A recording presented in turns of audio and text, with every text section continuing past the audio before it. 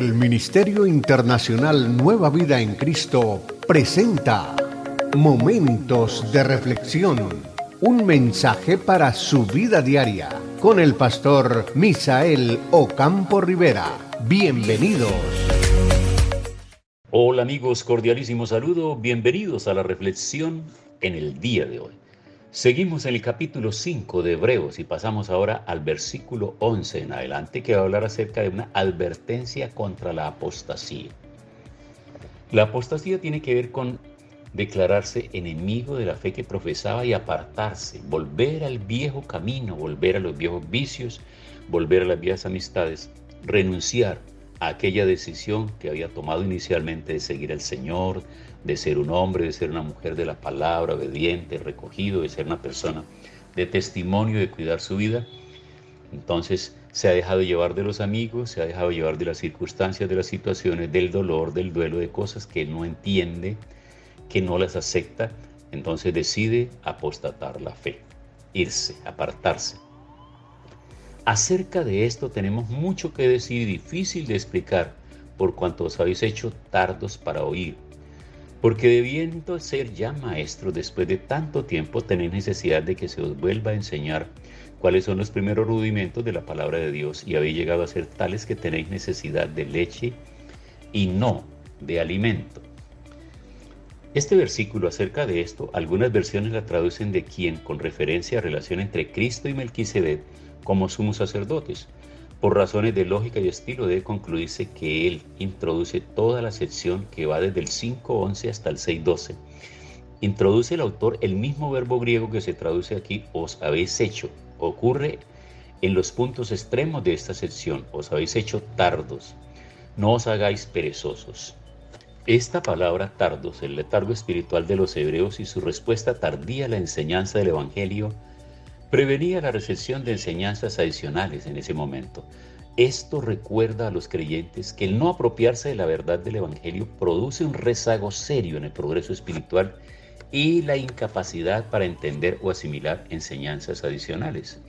Pues él está diciendo, por cuanto os habéis hecho tardos para oír, porque debiendo ser ya maestros después de tanto tiempo, tenéis necesidad de que se os vuelva a enseñar cuáles son los primeros rudimentos de las palabras de Dios, y habéis llegado a ser tales que tenéis necesidad de leche y no de alimento sólido.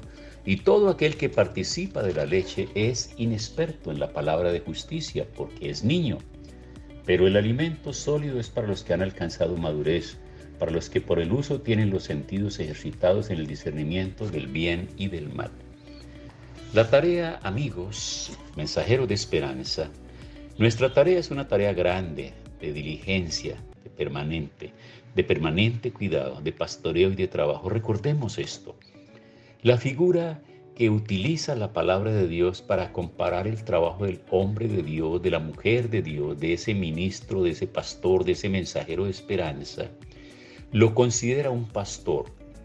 Pero si vamos en la literalidad de la palabra, o sea, la comparación es con el pastor de ovejas, de animales, de esos animales que tienen unas características particulares, de ser tercos, de ser tontos, de no tener visión clara, de estar dispuestos solamente en procura del alimento y del agua y desconociendo el peligro, el riesgo, incluso abalanzándose cerca de los lobos, de los animales depredadores. Y ahí donde el pastor tiene que estar muy pendiente, ahí donde tiene la vara y tiene su cayado para estar pendiente de estas y tenerlas bien cerca y trabajar con ellas.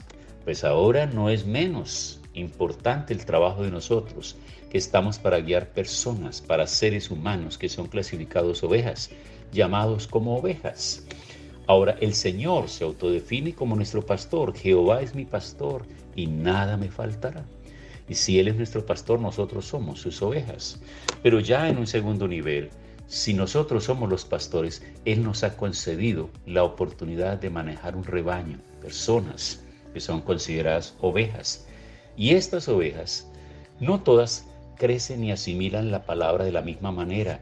No todas tienen la intención de avanzar y convertirse y consolidarse, discipularse, bautizarse, estudiar en la escuela de líderes, formarse, hacer servicio ministerial, prepararse para llegar a convertirse en obreros del reino de Dios. No, Muchos quieren quedarse por años sentados en la banca, porque no muestran idoneidad, no tienen interés ni siquiera de aprender a orar.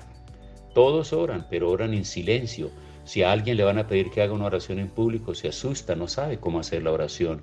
Y como alguien dijera, si quieres conocer la profundidad doctrinal de una persona, escucha su oración. Y todavía escuchamos gente que después de tantos años de asistir a nuestras comunidades no saben orar, no saben a quién pedir y en el nombre de quién pedir. No saben todavía. Todavía queda mucho rezago de la religión en sus mentes. Todavía se repiten muchas cosas vanas y sin sentido. Hay necesidad de progresar. Entonces dice, porque debiendo ser ya maestros después de tanto tiempo, tenéis necesidad de que se os vuelva a enseñar cuáles son los primeros rudimentos de las palabras de Dios. Y habéis llegado a ser tales que tenéis necesidad de leche y no de alimento sólido. Mira que está utilizando una figura supremamente interesante porque la leche es para los bebés, para los niños. Los niños no tienen la capacidad de asimilar el alimento sólido de los adultos. Entonces estamos encontrando ahora que pasa a otro ejemplo. Ya pasa del ejemplo del pastor y la oveja para pasar ahora al ejemplo del padre, de la madre y del niño. Del niño que necesita la leche, inicialmente la leche materna, posteriormente puede ser reemplazada por la leche de la vaca y esa leche viene a traerle a él los nutrientes que él está necesitando. Y dice que ya hay algunos que se han quedado en nuestras comunidades todavía esperando que les demos leche, cuando ya debieran tener la oportunidad, la capacidad, deben tener ya la madurez y el liderazgo para asumir compromisos mayores, de mayor responsabilidad. Es que cuando nosotros miramos, mucha gente de las que se congrega con nosotros solo van buscando bendiciones. De hecho, que encontramos gente experta en solo rayar, marcar y colorear promesas, pero no están con la misma experiencia y la misma expectativa para marcar sus deberes y sus obligaciones. Y recordemos que esto es como una moneda. La moneda no tiene dos caras, eso es falso. La moneda solo tiene una cara, por un lado, y por el otro lado tiene un sello. Entonces, si estamos colocando el ejemplo de una moneda, por un lado estarán todas las promesas que el Señor ha hecho para los obedientes. Y por el otro lado están todos los compromisos que asumimos. Y por ende, si no cumplimos esos compromisos, seremos desobedientes. Y al ser desobedientes no podremos recibir bendiciones, sino lo que recibiremos será las maldiciones. En el libro de Deuteronomio, en el capítulo 28, se habla exactamente de las bendiciones y las maldiciones. Cuando el pueblo de Israel llegó ya en las inmediaciones de la tierra prometida, se dividieron los sacerdotes en dos grupos y un grupo fue al monte Ebal y otro fue al monte Gerizim.